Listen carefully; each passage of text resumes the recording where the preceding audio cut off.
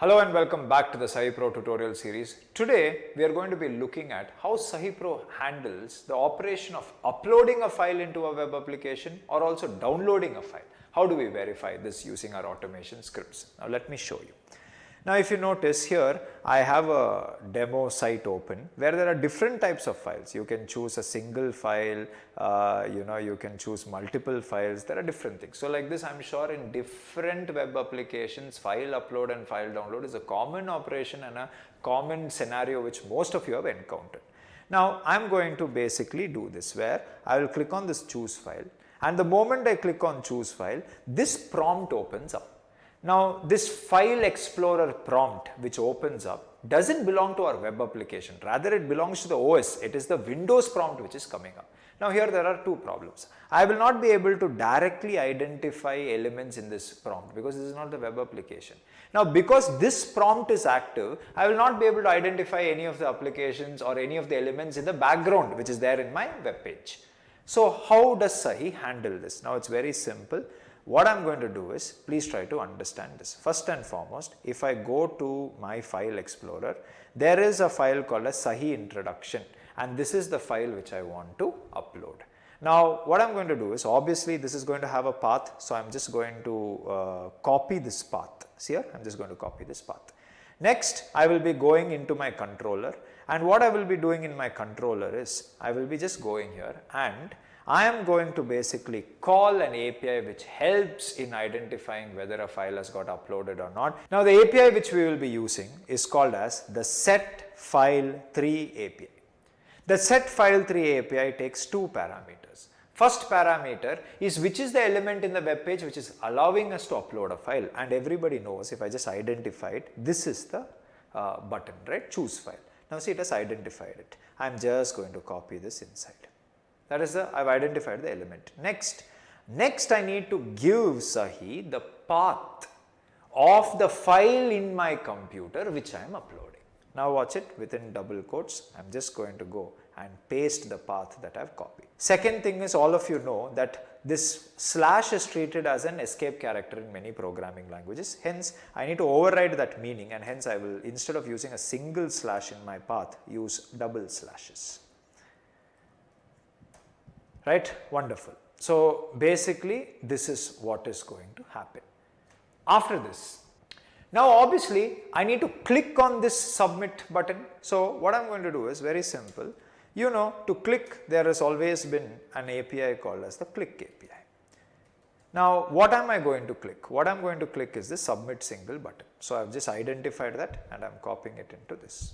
I hope you're able to understand. Now if in case I were to run this script, then you can notice it has submitted, and when it submits, yes, it has submitted this, it has come. So it is happening. So this is how, using the setFile3 API, we will be able to check whether a file was successfully uploaded or not. I hope all of you understood. Now let us look at how files get downloaded. Now let's talk about file downloading. Now please understand, I have a certain URL opened here with me, but not through the Sahi controller. So this is not being controlled by the Sahi controller, right? Now outside of Sahi Pro, when you are on a web page, let us assume I want to download this file, okay? Now there are two types of downloads which happen. One type of download is when you click on a link, download happens like this, right? And automatically it will go to wherever your browser downloads it. Usually it will be in a folder like downloads. Another way of where downloading happens is, if in case you click on a download link, a new tab opens where again you have to go and download. In this case also, if you are outside Sahi, obviously the browser will be putting it inside download. Now let us assume you are controlling a web application through Sahi Pro and you click on download. Now there is a small change which you must understand. What is the change? Let me show you.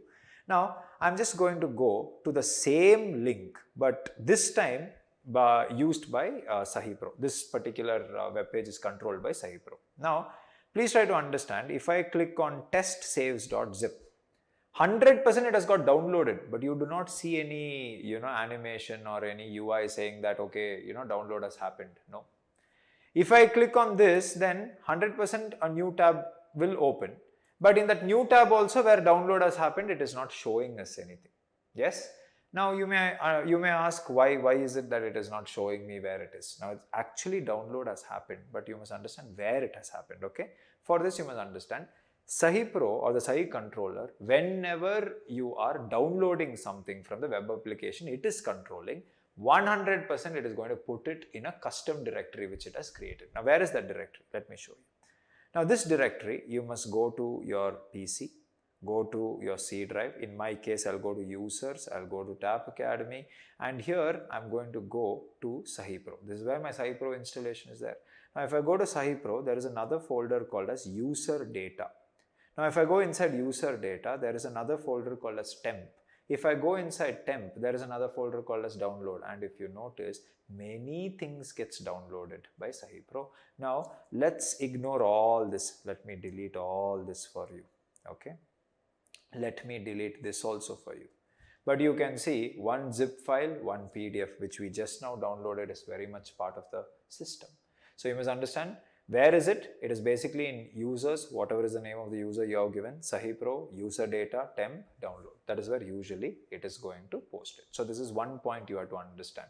So if you have to verify whether a download has happened or not, please do not go look at it in the downloads folder of your browser. This is the path which you must be exploring. Anyways, now, what I want to speak about is this path, can it be changed? When I download, will it go and sit in a custom path or not? How does Sahi Pro handle it? What is the script behind it? I will show you all of that. Now, let us assume, friends, I will go to this PC, I will go to my C drive, and here I am just going to create a new folder. Let me call this as Sahi download folder, okay? I will call it as the Sahi download. Now, I want the downloads to come and sit here. Now, how do we do this? Please understand, I am now for the time being taking you to the documentation of Sahi Pro. Now, in the documentation of Sahi Pro, if you notice, you can just go here and you can search for something called as file downloads. You can just go here and you can say file, in which case, see, there are many things, and here I am going to go to this file download part. Now in this file download part, there are many things, but here you see there's a file download API example. I'm just going to copy this so that you better understand. Now what I'm going to do is, I'm going to go to the Sahi Pro editor. This is the editor. In the editor, what I'm going to do is, I'll just go click on new and I'll tell a script. And probably I will just paste this here. Upon pasting it here, I will just save this script. I'll just call it as file download like this. I will click on save. Right. In which case there is a small error it is showing. I will show you how to fix all of that. But let's try to understand what is happening in this script. First of all, we are doing an assert null. So basically you're checking if this API call as last downloaded file name, is it null or not? Now you must understand, if at all there is a file which is already getting downloaded, whichever file is getting downloaded, it will give you that name. But if no file is getting downloaded, it will give you null. So first I'm checking, is there any file getting downloaded? No, null. So next I'm coming down and clicking on this link called as download. Now please try to understand, after this, okay, I'm just going to check whether the last downloaded file name, is it equal to whatever is the file name that I'm checking for. And here example is setup.exe, but whatever is the file name we are checking for, we can be adding that file name here. Now, after all these assertions happen, please understand, if in case the last downloaded file name is not equal to null, yes, the last downloaded file name is not equal to null, which means whatever we have downloaded, its name is not null, we have downloaded something. Now what we are going to do is, we need to save this. Now where do you want to save this? You can give a custom path. I hope you're able to understand. And in that path, it will be saving it. Anyways, I'm going to change the script and show you how exactly it is going to work. Now, how are we going to make the modifications? Please understand. Let's start with, first of all, the link. The link which we must click to download is definitely not called as download, because if you notice, in our particular example, this link is called as testsaveas.zip. So I will just copy this here and I'm going to replace this download with that. Testsaveas.zip is the name of the link. Very good. Next, obviously, I want to check whether the last downloaded file name, is it setup.exe? Definitely not. It is our file name, in this case is testsavas.zip. Next, if in case the last file downloaded name is not equal to null, correct, it should not be null, it should be equal to testsavas.zip. In which case, I want to save the download in a particular path. I will delete this path. Now, which is the path I want to store it in? Please understand, this is the path I want to store it in. So I will just go here and I'm going to just copy this path, copy as path. And here I'm going to go back to my editor, and there I'm just going to paste this path. Upon pasting, few things. First of all, this string must get terminated properly. So I will remove these extra double quotes. I will escape the meaning, okay, and within Sahi download, right, I will again put 2 slashes, and there the name of the file must be test save as .zip. Yes.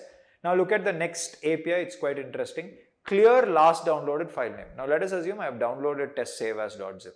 I have also downloaded it in a particular path. Now obviously the last downloaded file name has to be cleared, because I want it to be null. Only then I can download the next file. So obviously it is going to clear the last downloaded file name and make it as null. Okay. Then I'm just checking, is the last downloaded file name null? Yes. If so, I have completed my operation. Now I want to play the script and show you. How are we going to do it? Simple. For that, I'm going here and I'm going to my Sahi controller. There I'm going to playback. On playback, I will just clear all of this. Okay. Now I'm going to go to my controller, and within my controller, please try to understand, I'm going to go to playback. In playback, this is the file download.sh. That is the script I want to play back. Now the start URL is this. So I will just copy this and say this is the start URL, right? Now if in case I were to click on play, you can see it will assert null, click, then it will wait, it will check if it is not equal to null. It has done all my steps and it is finally saying success. And obviously I have told you, while you are controlling the browser through Sahi Pro controller, you will not see any icon or any graphics representing downloads. But the proof whether download has happened must be, if I go to this Sahi download, you can see it has 100% got downloaded in our custom path. So I hope all of you understood how file download is handled using Sahi Pro. Thank you so much for listening. Catch you in the next class.